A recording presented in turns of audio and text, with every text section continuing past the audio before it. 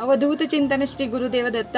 Hi hello नमस्कार friends, कसे आहात सगळेजण. आपली आणि आपल्या कुटुंबाची काळजी घेताय ना. सो स्वागत आहे माझ्या यूट्यूब चॅनलवर, ज्याचं नाव आहे की प्रियंका धुडुम शिंदे. मी प्रियंका म्हणजेच तुमची लाडकी पियू. सो आता आम्ही बघूया की आपली जी प्रेग्नन्सीची सिरीज चालू आहे त्या सिरीजमध्ये आपण आता 5-6 व्हिडिओ अपलोड केले. जर ते तुम्ही बघितला नसाल तर न स्किप करता पहिल्यापासून ते व्हिडिओज बघा, म्हणजे तुम्हाला एक बेसिक आयडियाज येतील की कशाबद्दल मी व्हिडिओज सांगते. सो आता मागील 3 व्हिडिओमध्ये आपण जे पाहिलं की फर्स्ट ट्रायमिनिस्टरमध्ये first month of pregnancy, second month of pregnancy आणि third month of pregnancy. So ह्या 3 महिन्यामध्ये होणाऱ्या बाळामध्ये बदल किंवा विकास किंवा होणाऱ्या आईमध्ये काय काय लक्षणं असतात ह्याबद्दल आपण डिटेलमध्ये डिस्कस केलं होतं. सो मागे सांगितलेल्या व्हिडिओमध्ये मी तुम्हाला जसं की म्हटलं असतं की आता गायनेकोलॉजिस्टकडे जाता. सो गायनेकोलॉजिस्ट काय करतात तर ब्लड युरिन टेस्ट करतात. सो त्याला काय म्हणतात किंवा ANC प्रोफाईल म्हणजे काय त्याबद्दल मी या व्हिडिओमध्ये तुम्हाला डिटेलमध्ये माहिती देणार आहे. म्हणजे गायनेकोलॉजिस्टकडे गेल्यावर ANC प्रोफाईल म्हणून हे की तुम्हाला ANC प्रोफाईल म्हणून एक ब्लड टेस्ट किंवा युरिन टेस्ट असं जे प्रोफाईल असतं त्याच्यामध्ये ब्लड आणि युरिन टेस्ट, त्या ब्लडमध्ये कोणते कोणते टेस्ट केले जातात किंवा युरिन टेस्टमध्ये काय काय टेस्ट केलं जातं त्याबद्दल मी तुम्हाला माहिती देणार आहे. आणि जवळजवळ तुम्ही कोणत्याही गायनेकोलॉजिस्टकडे गेला असाल तरी तुम्हाला फर्स्ट पहिल्या 3 महिन्यामध्ये म्हणजे फर्स्ट ट्रायमिनिस्टरमध्ये कंपल्सरी हे ANC प्रोफाईल चेक करावं लागतंच. सो ANC प्रोफाईल म्हणजे काय, antenatal care profile. Antenatal profile केअरमध्ये काय येतं, एकतर ब्लड टेस्ट येतं आणि युरिन मायक्रोस्कोपी येतं आणि इन्फेक्शन स्क्रीनिंग म्हणून येतं. आणि एक नेक्स्ट पॉईंट जो येतो ते TSH म्हणजे थायरॉइड स्टिम्युलेटिंग हार्मोन, म्हणजे जी थायरॉइडची टेस्ट असते. हे 4-5 प्रकारचे ह्याच्यामध्ये टेस्ट येतात. सो आता आपण ह्या ANC प्रोफाईलमध्ये फर्स्ट जे येते ते ब्लड टेस्टमध्ये काय काय येणार तर तुम्हाला ब्लड टेस्टमध्ये येणार पहिला CBC म्हणजे कंप्लीट ब्लड काउंट. CBCमध्ये तुम्हाला येणार प्लेटलेट काउंट येणार, WBCज येणार. सो ESR वगैरे हे सगळे जे ब्लड सेल्स जे आहेत आपल्या ब्लडमध्ये ते येणार. आणि मेनली CBSEमध्ये तुम्हाला HB म्हणजे हिमोग्लोबिन आपल्या शरीरामध्ये कितपत आहे हे आधी चेक केलं जातं. हे CBSE का करतात तर एकेकांच्यामध्ये high level of platelet count झालेलं असतं किंवा WBCज कमी झालेलं असतात. सो त्याचं करेक्शन करायचं असतं, म्हणून आपल्याला फर्स्ट ट्रायमिनिस्टरमध्येच हे ब्लड टेस्ट गायनेकोलॉजिस्ट हे सजेस्ट केलेलं असतात करायला.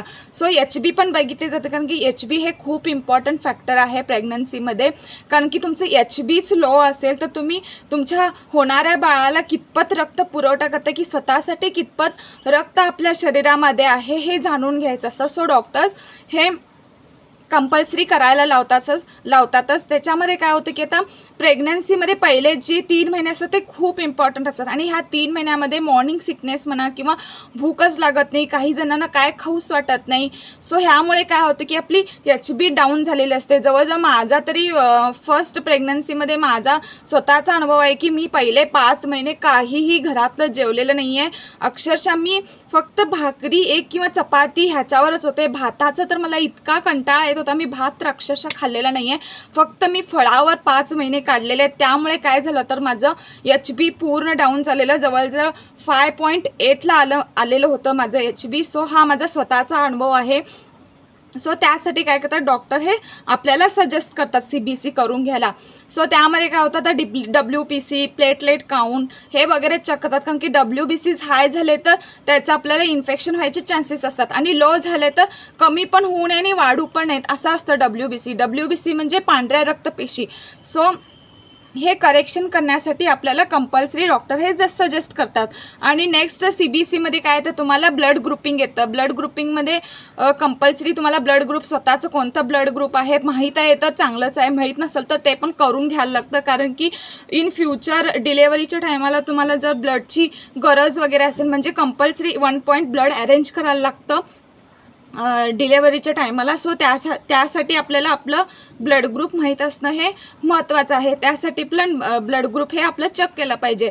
नंतर जे येतं ते हे सर्व आम्ही बघितलं CBCमध्ये. सो नेक्स्ट जे आहे ते युरिन टेस्ट मायक्रोस्कोपी. युरिन टेस्टमध्ये तुम्ही मेनली काय बघायला जाणार तर युरिया, युरिक ॲसिड, आपल्या लघवीमध्ये जे घटक असतात urea, uric acid, sodium, creatine, potassium हे जे आपले किडनी फंक्शन हे जे घटक आहेत हे किडनी फंक्शन करतात, म्हणजे आपली किडनी व्यवस्थित फंक्शन करते की नाही, व्यवस्थित कार्यरत आहे की नाही किडनी, किंवा काही UTI म्हणजे युरिनरी ट्रॅक्ट इन्फेक्शन असतं, किंवा उष्णतेमुळे थोड्या प्रमाणात त्रास असतो लघवीच्या जागेला, सो तो आहे का, किंवा युरिनमध्ये काही चेंजेस आहेत का, हे बघण्यासाठी कंपल्सरी आपल्याला हे युरिन रूटीन मायक्रोस्कोपी पण करावं लागतं. नंतर इन्फेक्शन स्क्रीनिंग म्हणतात. इन्फेक्शन स्क्रीनिंगमध्ये काय येते तर ह्याच्यामध्ये HIV, HBsAg म्हणजे HIV एड्स वगैरे त्याचं स्क्रीनिंग केलं जातं. HBsAg म्हणजे कावीळ, पिवळी कावीळ, पांढरी कावीळ, ह्यामध्ये हे कावीळमध्ये 3-4 प्रकार आहेत. ही कावीळचा त्रास आहे का हे पाहिलं जातं. आणि नेक्स्ट VDRL म्हणून एक असतं, वेनरल डिसीज रिसर्च लॅबोरेटरी म्हणून, हा VDRL म्हणून एक असतं. सो हे सगळे इन्फेक्शियस स्क्रीनिंग, इन्फेक्शनचं स्क्रीनिंग आहे का आपल्या शरीरामध्ये किंवा ब्लडमध्ये. आणि सिफिलिस म्हणून पण एक असतं, ते हे सगळे ब्लडमध्ये इन्फेक्शन्स आहेत का हे चेक केलं जातं. आणि नंतरचं जे आहे ते ब्लड शुगर म्हणजे रँडम ब्लड शुगर, आपल्या जे ब्लडमध्ये आपली ब्लड शुगर कशी आहे, सो त्याचासुद्धा चेक हे डॉक्टर करून घेतात. म्हणजे ही रँडम पण करतात आणि फास्टिंग पण करतात. तुम्हाला बोलवतील, म्हणजे तुम्हाला सांगतील की घरातून काहीच खाऊन यायचं नाही, ती उपाशीपोटी, म्हणजे ही फास्टिंग ब्लड शुगर टेस्ट करायची असते, जी काही म्हणजे काही न खाता सकाळी 6 किंवा 8 वाजता बोलवतात तुम्हाला लॅबोरेटरीमध्ये आणि ती टेस्ट करतात. आणि नंतर खाऊन झाल्यावर 1-2 तासांनी रँडम ब्लड शुगर हे चेक केलं जातं. त्यानुसार काय करतं की आपली ब्लड शुगर लेवल, म्हणजे आपलं ब्लड शुगर लेवल नॉर्मल आहे किंवा शुगर लेवल हाय आहे, म्हणजे जस्टेशनल डायबिटीस होण्याचे चान्सेस खूप असतात नवीन होणाऱ्या आईमध्ये, सो त्यासाठी पण ब्लड शुगर लेवल हे चेक केलं जातं. नेक्स्ट जे आहे ते TSH म्हणजे थायरॉइड स्टिम्युलेटिंग हार्मोन. काहींना बाय जेनेटिक असतं की थायरॉइडचा त्रास असतो, सो TSH पण होणाऱ्या आईमध्ये होऊ शकतं, सो TSH पण ह्याच्यामध्ये चेक केलं असतं. हे ANC प्रोफाईल हे चेक करण्याचं पाठीमागचं कारण म्हणजे काही पण ह्याच्यामध्ये ANC प्रोफाईलमध्ये काही करेक्शन्स निघाले किंवा काही HB लो असेल किंवा युरिन फंक्शनमध्ये काहीतरी त्रास असेल तर हे करेक्शन करून इन फ्युचरमध्ये या गोष्टीचा डिलेवरीच्या टायमाला त्रास होऊ नये म्हणून हे आपल्याला ANC प्रोफाईल हे कंपल्सरी केलंच पाहिजे. ह्याचा जवळपास कॅल्क्युलेशन केलं तर ह्याचा जवळपास खर्च येतो एक 4,000पर्यंत, 4-4,500पर्यंत टोटल, म्हणजे सगळं इन्क्लूड करून सांगते मी, blood test, urine test plus TSH हे सगळं धरून मी एक 4-5 हजारपर्यंत त्याचा खर्च आपल्याला येऊ शकतो. हे कंपल्सरी हे केलंच पाहिजे, हे आपल्यासाठी आणि आपल्या होणाऱ्या बाळासाठी खूप चांगलं असतं. सो आता आपण हे बघितलं ANC बद्दल. सो नेक्स्ट मी तुम्हाला USG बद्दल पण डिटेलमध्ये सांगणार होते. हा USG बद्दल मी इन डिटेलमध्ये मी तुम्हाला पुढच्या व्हिडिओमध्ये सांगेन. हा आजचा व्हिडिओ तुम्हाला कसा वाटला हा मला लाईक शेअर करून सांगा आणि कमेंट करा, म्हणजे जेणेकरून मी तुमच्यासाठी खूप छान छान व्हिडिओज येईन. आणि अनेक तुम्हाला नवीन व्हिडिओ मी म्हणजे आणणार आहे की त्याच्यामध्ये आपण आता ऑलरेडी समर सीझन चालू आहे, समर सीझनमध्ये प्रेग्नेंट बायकांनी कशी काळजी घ्यावी याबद्दल मी सविस्तर माहिती सांगेन.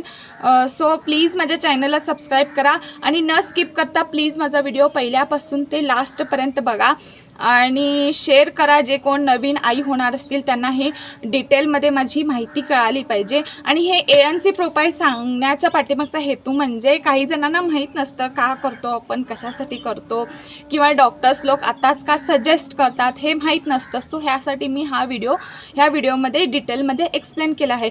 तसंच ह्या फर्स्ट ट्रायमिनिस्टरमध्ये गायनेकोलॉजिस्ट तुम्हाला कंपल्सरी TT फर्स्ट डोस देतील, म्हणजे ॲक्च्युली 2 डोस असतात, एक फर्स्ट ट्रायमिनिस्टरमध्ये दिलं जातं आणि एक असतं ते सेकंड ट्रायमिनिस्टरमध्ये आपल्या बेबीसाठी सेफ आपलं बेबी गर्भाशयामध्ये सेफ राहण्यासाठी आणि त्याला कोणत्याही प्रकारचा काय म्हणतात ते धोका वगैरे होऊ नये ह्यासाठी आपल्याला ते TT इंजेक्शन म्हणजे इन्फेक्शन होऊ नये म्हणून हे TT इंजेक्शन्स दिले जातात.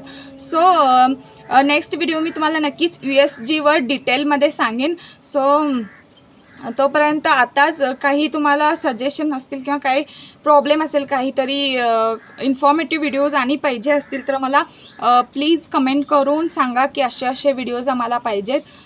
सो भेटू नेक्स्ट व्हिडिओमध्ये. तोपर्यंत श्री स्वामी समर्थ.